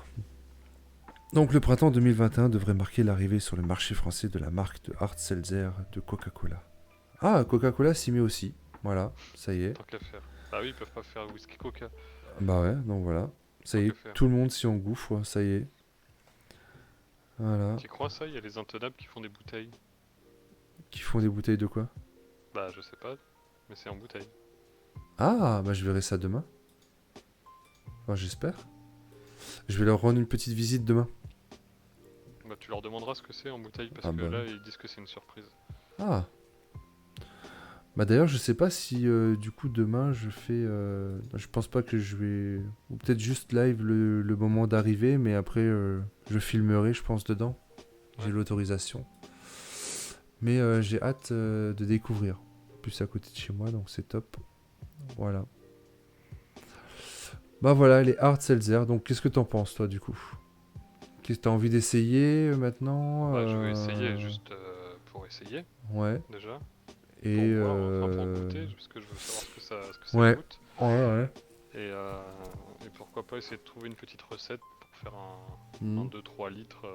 Ouais, ouais. Moi, c'est vrai, j'ai une Dame Jeanne aussi, je pourrais peut-être tester. Mais avec Ça, une. dans 2-3 bouteilles Fischer après, et puis. Ouais. Juste histoire Pourquoi pas. d'essayer quoi. Pourquoi pas, ouais. Je sais pas si on peut trouver des recettes assez facilement. Ouais, si, je crois qu'il commence à y en avoir. J'en ai vu sur YouTube déjà. D'accord, ok. Ouais, mais il faut, ouais, comme dit, une levure vraiment neutre, alors dans ce cas, hein, je pense. Ouais. Bah écoute, moi je pense que bah, quand ça va arriver, ça va trouver sa cible hein, assez facilement. Hein. Les jeunes, les personnes qui n'aiment pas trop la bière et qui ont envie de changer, de trouver un truc frais et qui est pas trop bourrin en sucre. Hein. C'est ça. Et puis voilà, hein, ça rentre dans la mouvance du healthing, je sais pas, healthy. C'est ça. On mangeait healthy, boire healthy, et puis voilà quoi. Bourré healthy. Et bourré healthy. Donc nuts, voilà. Donc ça c'était les hard seltzer. On a parlé du coup de la brasserie Galia, et puis je voulais finir avec un truc sans prise de tête. Regardez un petit peu ce qui s'est fait. J'ai trouvé ça sur B2Beer. Le best-of 2021 des étiquettes de bières créatives et inspirantes. Alors, je viens de voir. Ah, je savais pas, il y a une édition, 5e édition de notre best-of. Donc, c'est de leur best-of. Provenant de Suisse, de Québec, de Belgique. Année un peu spéciale, donc voilà, 2020.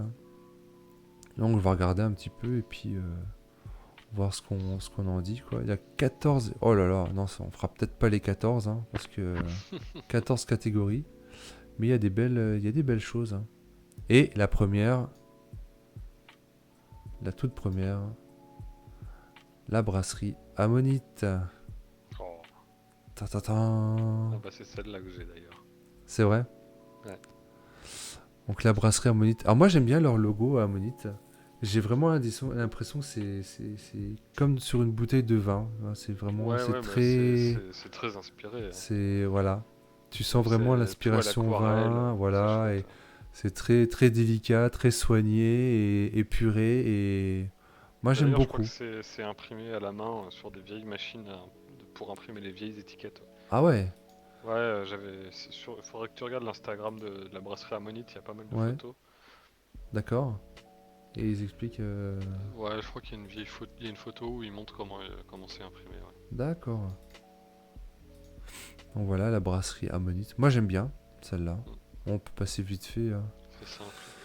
Enfin, c'est efficace. Quoi. Simple, efficace, et on sent tout de suite l'inspiration, ouais, le brasseur viticole, quoi. Bon, voilà, Ça, on je peut suis passer. moins fan. SPB. On va faire comme ça, on va voir ce que t'en penses. Ça, je suis pas fan non plus. J'ai l'impression de voir des bouteilles de Desperado, je sais pas pourquoi. Très Ouais. colorées comme ça. Je sais pas. Première inspiration que j'ai. Ça, j'aime bien. C'est le canard chinois, ça. Ouais. C'est chouette ça. Qu'est-ce qu'il y a d'autre? Ça, j'aime pas trop. Ouais. Après, Ça va, ça. ça va, ça. Ouais, c'est sympa encore. Moi, sur les photos, on voit pas tout le design, mais c'est sympa. Hein. Moi, celle de l'après aussi. Celle-là, là, tu veux dire? La bohémienne. Ouais. Ouais, celle-là. J'aime bien, ouais. Ouais. Vraiment, ce design. La deuxième, là, d'ailleurs, celle qui est. C'est en dessous, là? En dessous, elle Ouais. est bien barrée. Celle-là, elle est pas mal, ouais. J'aime bien aussi. Brasserie Papillon. C'est Pas effet papillon, c'est C'est papillon. effet papillon? Non, c'est papillon. Brasserie Papillon. D'accord. P-A-P-Y-2-L-O-N. Ok, je connais pas. Zébulin. Ah, on a Bernard Bisbire qui nous lâche. Ça marche. Bonne soirée, Bernard. Merci d'être resté. Ciao, ciao. Le mec qui bosse demain. C'est clair. Bon, on va bientôt finir. On garde ça vite fait, puis on y va. Ça, je connais pas du tout. Les Capucins. Pils au houblon slovène. La butineuse. Ah, ça c'est... Ah, j'aime bien avec la butineuse, là, avec la vache. Ouais. La butineuse, elle est sympa, ouais. Ouais. J'aime bien comment elle est dessinée. Il faut avoir de l'imagination quand même. Hein. Ouais. Celle-là, je suis pas très fan. Trop d'infos et je... Qu'est-ce qu'on peut regarder comme catégorie? Donc ça, c'était catégorie artistique. Ah, Catégorie... d'accord, c'est par catégorie, ouais. Ouais, catégorie BD. Tiens, ça peut être pas mal, ça. Ouais, ça c'est simple, Bardaf. C'est ok. vraiment la bulle de BD, comics. La Galibo. La Galibo. On en a parlé il y a pas longtemps de la Galibo d'ailleurs. Qui disait il faisait des Lager, Lager Pale Ale. Non. Ah, des des Indian Pale Lager. Indian Pale Lager, ouais. Ouais. La prochaine. Ouais, les étiquettes sont sympas. Ouais. Les étiquettes sont sympas, ouais. Ah, ça j'aime bien aussi. On dirait c'est d'inspiration des mangas japonais. Ça va, ouais. Pas mal. En monochrome comme ça, c'est chouette. Ouais. Celles-là, elles sont aussi sympas, je trouve. Ça, j'aime bien. J'aime bien l'inspiration BD. Hein. Ah, celle-là aussi. Oh, c'est pas mal. C'est un peu différent. Il y en a quelques-unes que je suis pas trop fan, mais c'est joli. J'aime moins les dessins, c'est un peu trop cartoon. Ouais. Oh, le... C'est un peu dark. Le shark, là, ouais. Ouais. Fouanette, voilà. L'altruiste. Elle est pas très loin de chez nous, celle-là. L'altruiste. Carrément, ouais.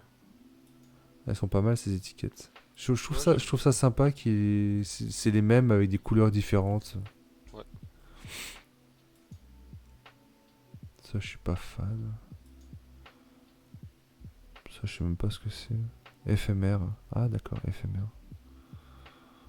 Ouais. Ok, ouais. Le fou du roi. Pas fan non plus. C'est con, ils ont pas mis des plus gros plans là. Ouais. Pour celle-là, là, on voit pas très bien, ouais. Non, ça non. La Mercière. Ah, mais il y en a quelques-unes des Alsaciennes ici. La Mercière, déjà vu. Oh, pas mal.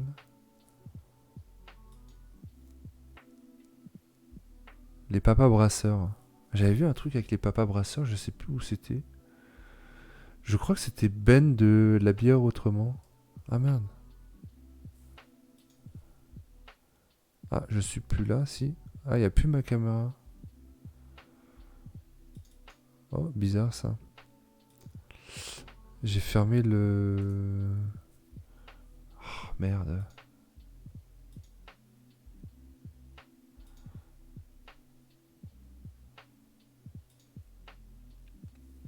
m'a viré. Ah, shit. Voilà. Attends, maintenant je m'entends. Ça c'est chiant. Non. Voilà. Là c'est bon. Cool. Là ça doit être bon. Où est-ce qu'on en était? Bon, sinon on va... J'arrive plus à les trouver. Oh! J'ai perdu les trucs? Ah bah je les ai perdus. J'ai tout perdu. Bon bah écoute, c'est un signe. Je pense que de toute façon il se fait tard. Moi j'avais prévu de faire 1 heure, on en est à combien? Presque 2 heures, donc voilà. Comme d'habitude, ça va être un peu plus long. Écoute, merci Arthur Merci à toi. d'être resté un petit peu. J'espère que ça t'a plu de discuter un peu sur des sujets un peu carrément. divers et variés. Voilà, Carrément. ça change un petit peu et puis maintenant on sait quelles questions on va poser à Elisabeth Pierre quand on va la recevoir. C'est ça. J'espère qu'elle arrivera à nous répondre. Et puis on retiendra que il faut qu'on mange du coup du Un œuf cru, de la un sauce œuf soja, cru, du riz. sauce soja et du riz chaud. Voilà. Puis tu mélanges tout, ouais. On mélange tout et on prend tout d'une traite. Et ça fera de l'umami. C'est ça. Bon allez hop, je vais couper le live. Je te remercie Arthur. Je remercie toutes les personnes qui sont restées jusqu'au bout. Merci Révi. Alors je vais Bonne remercier soirée. du coup Révi, le podcapsuleur qui a suivi, Bière et Moustache, Quentin. Flo, Tom, GHR, Bernard Bisbir 66, Le Roi Roux, Clem, Shoot on Fire. Merci à tout le monde, ça fait très plaisir. Il y a Podcapsuleur et le Podcapsuleur, il a 2 chaînes. D'accord. J'ai pas tout compris, ouais. Ouais, j'ai pas tout compris non plus, mais bon, ça fait des followers, c'est cool. Merci à vous les gars. Si ça vous a plu, j'en referai, mais j'essaierai de préparer un petit peu mieux. Et puis, de toute façon, c'est vraiment discussion sur tout et rien là. C'est vraiment sans prise de tête. Et donc, s'il y a des sujets que vous voulez voir ou traiter, pourquoi pas. Faut les soumettre hein, sur la page. Il n'y a pas de souci. Je vous souhaite une bonne soirée à vous. Je vous dis à vendredi. Hein, vendredi, on se voit pour 20h30 sur la chaîne d'Arthur, le Crazy Panda Brew, pour parler des cavistes. On sera avec le Power Beer, Jean-Michel, et l'homme aux 3000 dégustations, Alexandre Ferral, qui nous fera l'honneur d'être là. Moi, honnêtement, pour cette soirée, j'ai surtout envie d'en apprendre un petit peu plus sur encore la manière de déguster, et le tirage au sort, effectivement, Quentin. Le tirage au sort. Non, t'as raison de le rappeler. Faut que j'y pense aussi à ça. Comment est-ce qu'on va... Est-ce qu'on prend des petits papiers ou est-ce qu'on fait avec un stropole ou quelque chose comme ça? Mais t'as raison, Quentin. On va faire ça. Et on va discuter un peu choix des bières, dégustation, leur petit coup de cœur aussi. Qu'est-ce qu'ils voient pour la saison, qu'est-ce qui sort du lot, peut-être des petites choses comme ça, quoi. On aura 3 bières à déguster. On aura la Only You de Boomer, qui est une... Alors, ils ont sorti ça, c'est un peu une bière d'hiver, hein, si je comprends bien. C'est ça. Ils la sortent maintenant. Je trouve ça un peu bizarre, mais bon, pourquoi pas. Je me suis dit que c'était un peu passé, les bières un peu bière de Noël, comme ça. La 666 Highway de Matten. Et l'autre, c'est la Tropical Therapy des Intenables. Les Intenables que je vais visiter demain. Demain, je leur fais un petit coucou, je les remercie encore. J'espère croiser Gaëtan. Et je ferai peut-être un petit live vite fait en arrivant là-bas. Et je ferai sinon une vidéo dessus de la visite. Et puis, voilà, ça va être sympa. Voilà, on va faire ça chill. Alors, je vous remercie tout le monde. Je vous souhaite une bonne soirée et je vous dis à vendredi. Merci Arthur. Salut. Ciao, ciao.